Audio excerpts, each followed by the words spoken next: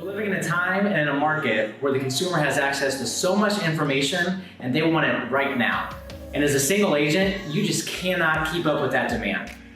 Hey guys, Aaron Lucas with Greenwood Homes Realty Careers, episode number 16. And first and foremost, I want to say happy 4th of July. I hope you guys are enjoying fun, sun, and some fireworks. And I want to talk about something in today's episode that we all want more of in our business and that we're celebrating today as a country, and that's freedom.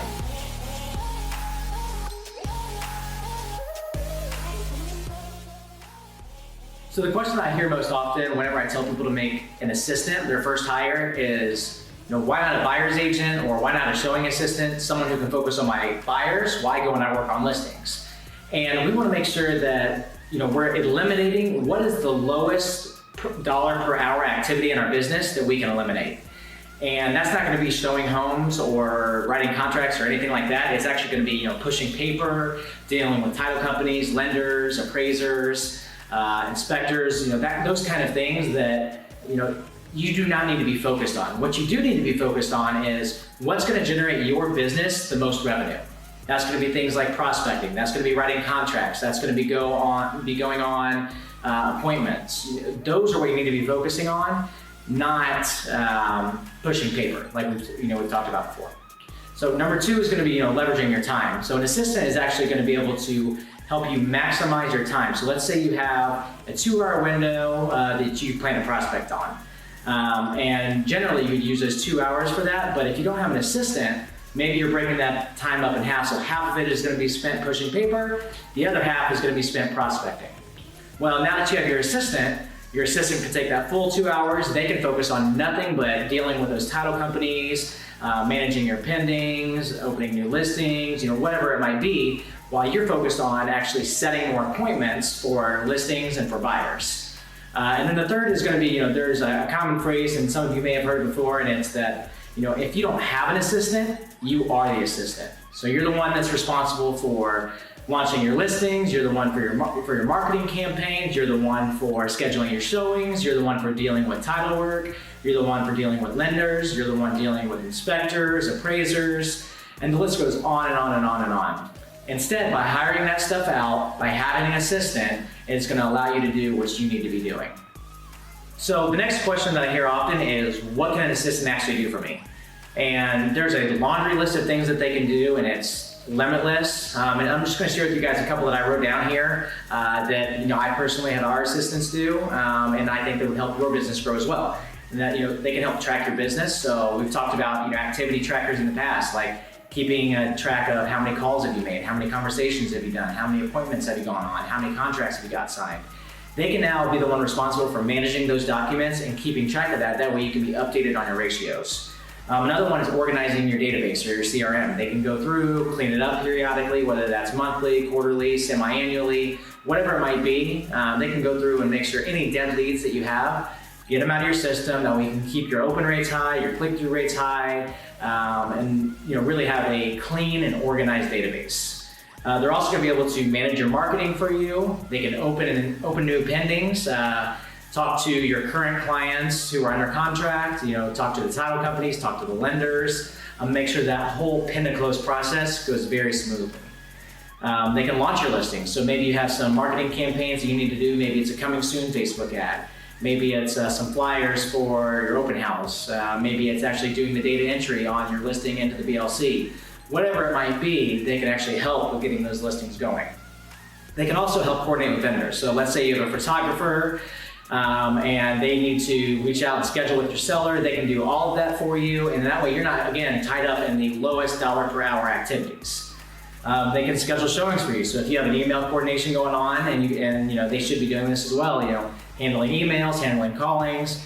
But if there's communication going on with emails about, we want to see this home, and this home, well, they can email you and your assistant and make sure that all those get scheduled.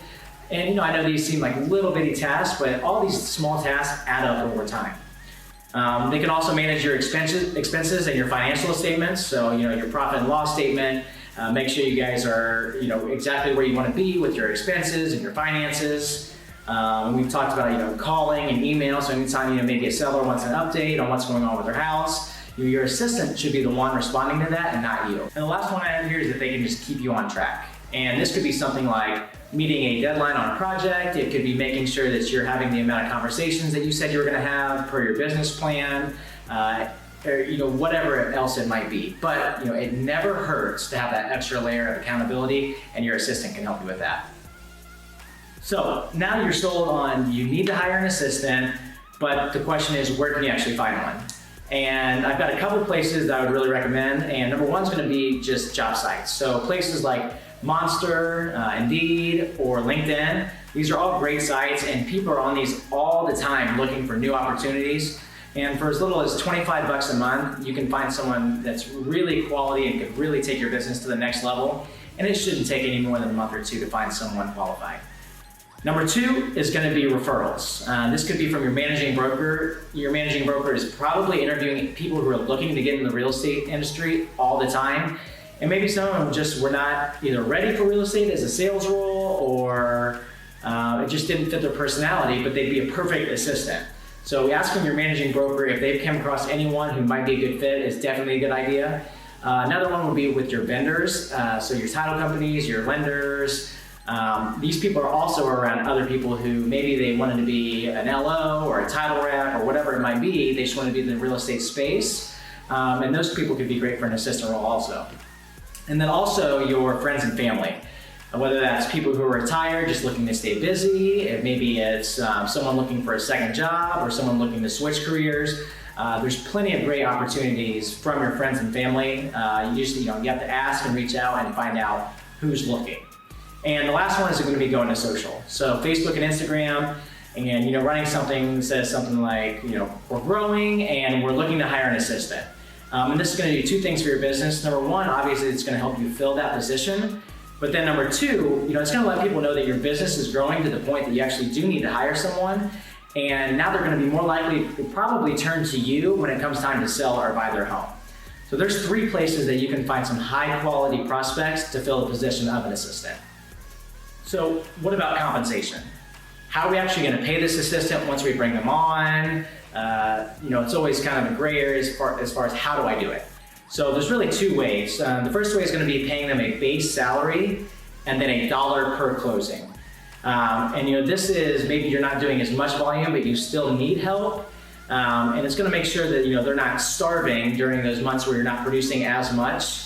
Or if you have a month where maybe you just go cold or something happens, it's going to still allow them to feed their family and pay their bills, and then additionally get a little bit of a bonus on each additional closing. And that's typically going to be a lower bonus on the closing because you are paying that base salary. Now the second way, if you're a higher volume and you can, I hate to use the word guarantee, but if you can promise them a lot of business and your numbers are typically pretty high, you can just offer them $1 per closing. And now obviously that's going to be a little bit higher than you would with the other method because you're not paying them the base salary, but they're just getting paid strictly for every single deal that closes. So first way, base plus bonus, and then the second way is just going to be $1 per closing. It's up to you and how you're going to structure this. I would take a look at your profit and loss statement, look at your expenses, look at your sales history, and then make a educated decision based on those two things. We talked about why you need an assistant. We've talked about how to compensate them. We've talked about what they can do for you. But now that these applicants are just rushing in and you've got a bunch of people that you can pick from, how do you actually interview to make sure that you get the right one? So here's what I like to do personally, and you can choose to embrace this or not, but I would definitely recommend it.